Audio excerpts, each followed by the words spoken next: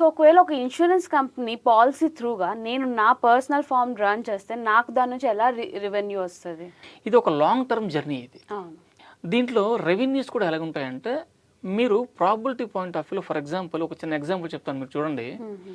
మొదటి సంవత్సరం మీరు ఇన్సూరెన్స్ బిజినెస్ స్టార్ట్ చేసినప్పుడు మీకు అవుతున్న ఖర్చు ఎక్కువ, మీకు వస్తున్న రాబడి తక్కువ. ఓకే, కానీ ఈ బిజినెస్ కంటిన్యూ చేసిన కొద్దీ మొదటి సంవత్సరంలో ఉదాహరణకి మీరు ఒక 10 మంది క్లయింట్స్ మాత్రమే అక్వైర్ చేయగలిగారు. రెండో సంవత్సరం వచ్చేసరికి ఇంకొక 10 మంది అక్వైర్ చేయగలిగారు. ఇప్పుడు మీ దగ్గర ఎంతమంది క్లయింట్స్ ఉన్నట్టు? 20 మంది కదా. సపోజ్ ఈ ప్రాబిలిటీ ఏంటి అంటే over the period of 5 years, over the period of 10 years చూసుకుంటే మీకు తెలీదు, మీకు కళ్ళు తిరిగి మైండ్ బ్లాక్ అయిపోయేంత ఇన్కమ్ కనిపిస్తుంది మీకు దీంట్లో. బట్ ఏంటంటే అంతకాలం ఓపికగా ఉండగలగాలి, పేషెన్స్గా డీల్. ఎగ్జాక్ట్లీ, మీరు పేషెన్స్గా డీల్ చేయగలిగితే ప్రపంచంలో దీనికన్నా డబ్బులు ఇచ్చే ఏ ఒక్కటి లేదు, మార్గం లేదు. అన్ని డబ్బులు దీంట్లో కనిపిస్తాయి. బట్ సబ్జెక్టెడ్ టు అంటే మీరు ఇచ్చే సర్వీస్ అంత ప్రాంప్ట్గా ఉండాలి, మీరు ఇచ్చే సర్వీస్ అంత జెన్యూన్గా ఉండాలి, మీరు ఇచ్చే సర్వీస్ ఆన్ టైం ఉండాలి. ఈ 3 కానీ మీరు కానీ క్లయింట్కి ప్రొవైడ్ చేయగలిగితే క్లయింట్ మీ దగ్గర నుంచి ఎక్కడికి పోడు. చిన్న ఉదాహరణ చెప్తాను. నేను 17 సంవత్సరం ఈ ఇండస్ట్రీలో ఉన్నాను.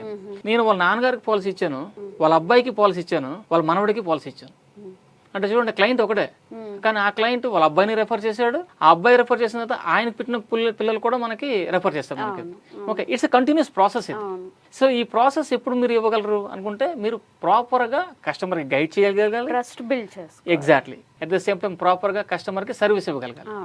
దీంట్లో 2 రకాల సర్వీసులు ఉంటాయి. In case on time customer premium కడుతున్నాడా లేదా, ఆన్ టైం కస్టమర్కి సంబంధించిన ఏదైనా సరే ట్యాక్స్ రిలేటెడ్ కానీ ఇంకొక రిలేటెడ్ కానీ మనం సర్వీస్ ప్రాపర్గా ఇస్తున్నామా లేదా, ఆర్ అదర్వైజ్ కస్టమర్కి ఇబ్బంది జరిగింది, ఆన్ టైం స్పందించి మనం వాళ్ళ తాలూకా క్లైమ్ సంబంధించినవన్నీ మనం దగ్గర నుంచి చూసుకుంటున్నామా లేదా. ఇది ఒక ఎమోషనల్ కనెక్టివిటీ ఉన్న service sector. Okay, in case ప్రమాదం జరిగింది అనుకోండి, 2 వస్తారు. ఒకరు మీకు అప్పు ఇచ్చిన వాడు, ఇన్సూరెన్స్ సంబంధించిన పర్సన్స్, వీళ్ళిద్దరు వస్తారు మీ దగ్గరికి. సో కాబట్టి మీరు జీవితంలో మీరు హైయెస్ట్ ప్రయారిటీ మీరు ఇన్సూరెన్స్ కూడా ఇవ్వాలి. ఓకే, ఎందుకంటే ఈ 2 నిజం, మిగతావన్నీ అబద్ధం. ఓకేమా? ఓకే.